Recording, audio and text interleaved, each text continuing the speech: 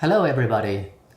Here I'm going to talk about machine learning applications for studying hydrobiogeochemistry in the Columbia River Basin. My name is Jason Ho from PNNL. Here I want to acknowledge my project teams including ESSSFA, Premise, and Compass. First, some basic information about AI and ML. ML integrates complex models and algorithms to computers to produce reliable, repeatable decisions and results that can help uncover hidden insights through learning from existing relationships and trends in the data. In practice, we may want to consider the data types, the tasks, and the performance measures to determine the right or appropriate machine learning model. For example, we may choose unsupervised versus supervised versus reinforcement learning depending on the task, or choose linear versus nonlinear versus deep neural networks if we care about accuracy versus efficiency versus scalability and physical interpretability. Here I'm listing just a subset of the potential applications of machine learning in the context of Earth, energy, and environmental systems. So just for environmental systems, we have a strong need for machine learning because of the nature and volume of the environmental system characterization, monitoring, and simulation data can provide opportunities and necessary inputs for developing and applying big data analytics, AI, and ML for understanding and remediation of complex environmental systems. In my perspective, we can classify the applications in the following categories, which include mechanistic understanding of system behaviors, reduced order models, predictive models, data augmentation, parameter factor ranking, and guidance on experimental design. Today I'm going to talk about 5 different examples of applying machine learning for environmental systems. First example is hydromorphic classification for reducing environmental system complexity. The second example is lithophase mapping, which is relevant to system complexity reduction. And number 3 is the spatial mapping of heterogeneous hydraulic property fields to provide inputs for numerical models. And number 4 is the machine learning prediction of hydraulic exchange flux and residence times. Number 5 is quantifying drivers of methane hydrobiogeochemistry using machine learning. So the first example, the motivation is that the dynamic river flows interact with riverbed topography or hydromorphology to generate pressure gradients that drive hydrological exchange flows, HEFs.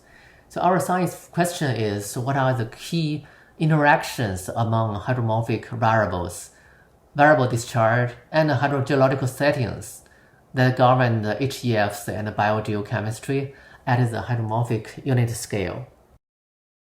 Our hypothesis is that hydromorphic structures give rise to characteristic behaviors, such as HEFs and residence time distributions, RTDs. By way of ensemble simulations of HEFs and particle tracking of travel paths and RTDs, we can evaluate whether the RTD and HEFs are a function of a hydromorphic structure or not. Therefore, our objective is to develop and test a new approach for classifying and mapping hydromorphic features in a large dynamic river system with the following desired attributes: for it being quantitative, systematic, objective, physically significant, and be able to integrate observational data and model outputs. For this site, we have significant amount of data for 16 variables that were obtained at every map pixel. The data includes hydrodynamic simulations of historical variable flows, including the statistical moments of river depth, flow velocity, and bed shear stress, as well as bathymetry information such as slope, aspect, curvature, and concavity, and so on. Our classification framework starts with the DEM for us to derive the concavity and maps of concavity zones and extracting classifier variables from hydrodynamic simulations together with the bathymetry information. These data were fed into feature selection and clustering analysis and result in hydromorphic unit classification map with all the classifiers. Then refined based on expert opinion and verified with the measured substrate size and spectral analysis.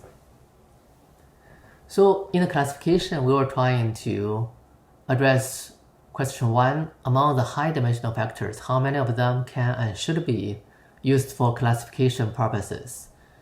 This is done by machine learning-based feature selection. And then question 2, what is the optimal number of classes or HUs? This is done by machine learning-based model selection. Without getting much into details, we applied the principal component analysis, k-means, and expectation maximization clustering using both statistical information criteria and physical interpretability as guidance, and finally identified 4 controlling variables that defined 7 major classes of hydromorphic units, HU. We found that our objectively defined classification system is comparable to the literature reported systems with physical significance. And the so-defined HU maps and statistical classes are spatially coherent and consistent and transferable along the ridge. As a summary, the hydromorphic features can be efficiently and objectively mapped at the ridge scale using machine learning and a combination of observed river bathymetry and hydrodynamic simulations. The so-defined features correspond well to physically meaningful hydromorphic classes. The approach extends and improves existing methods by incorporating additional variables and is fully objective. It provides consistent and transferable results when applied at the ridge scale or to the sub-ridge domains. Therefore, the study provides a scaling construct that can facilitate extrapolation of outputs from local scale mechanistic models to reduced order models applicable at ridge and watershed scales. Now I'm going to talk about a similar effort to reduce environmental system complexity by way of lithobasis mapping. The objective is to develop a set of detailed phases-based geological conceptual models of the subsurface beneath a waste management area at the Hamburg site. Here we have the spectral gamma radiation logging data collected in a number of wells and boreholes in the vicinity. Machine learning of spectral gamma logging data were performed to identify clusters to be treated as lithophases. This study also integrated geostatistical indicator variogram analysis, modeling the identified lithophases distributions, and a sequential indicator simulation for generating realizations of lithophases fields. The study provides the basis for supporting conceptual and numerical models and selected sensitivity cases to support a long-term performance assessment environmental systems. The next example is using machine learning for data generation or augmentation, specifically spatial mapping of heterogeneous hydraulic property fields that are required as inputs to the numerical models of hydrobiogeochemistry. The objective is to develop a transferable model to predict sediment grain size and hydraulic properties at unmeasured locations as inputs to numerical models or reduced order models of hydrobiogeochemistry.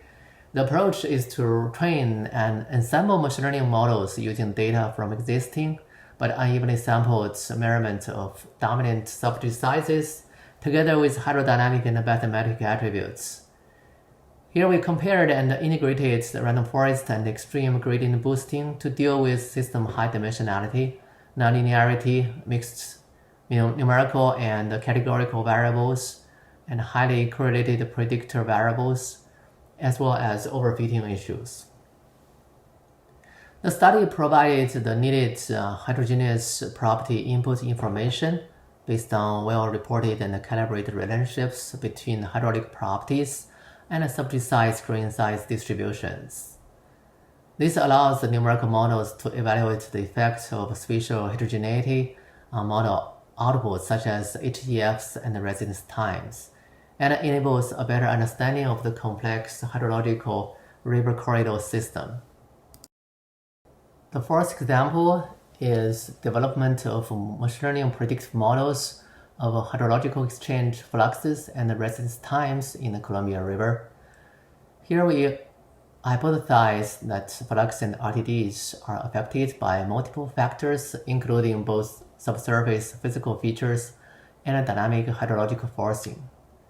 Here we applied ensemble machine learning approaches to fully quantify and rank the contributions to the variability of HEFs and RTDs by bathymetric, hydrodynamic, temporal, and other physical factors, as well as hydromorphic classifications developed in the first example study.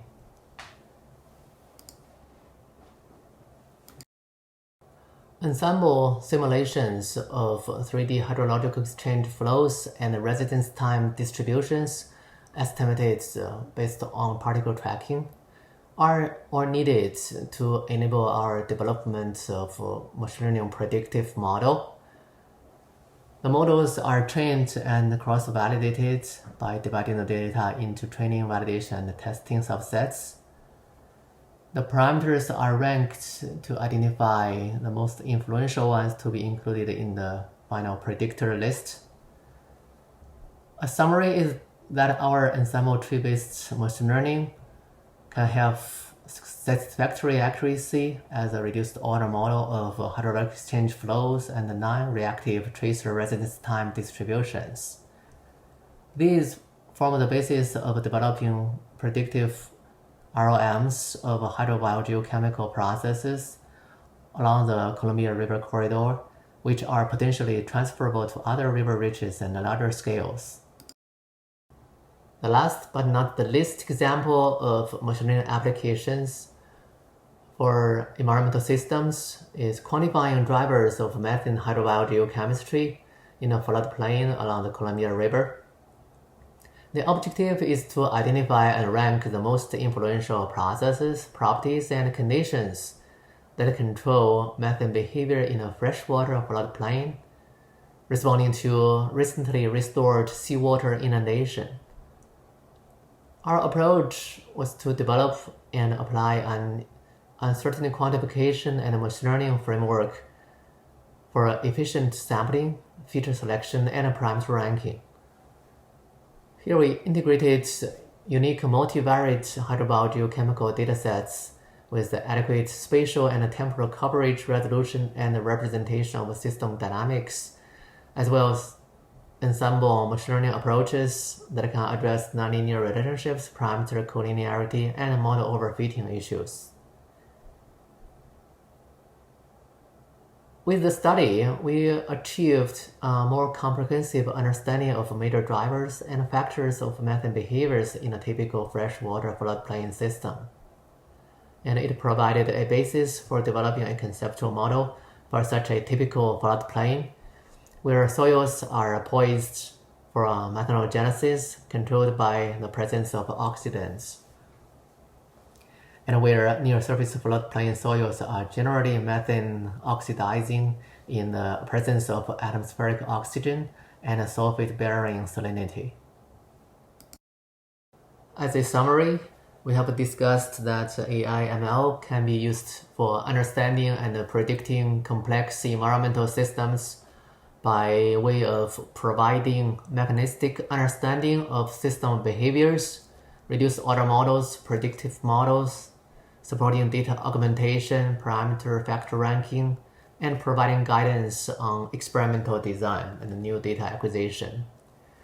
There are remaining challenges and opportunities to deal with several issues such as data sparsity, data imbalance, extreme events and conditions, and model interpretability. But there are also new opportunities for us to integrate new concepts such as the digital twin, active or reinforcement learning, and or physics-informed neural networks. So that's the presentation. Thanks for your attention. I look forward to your questions.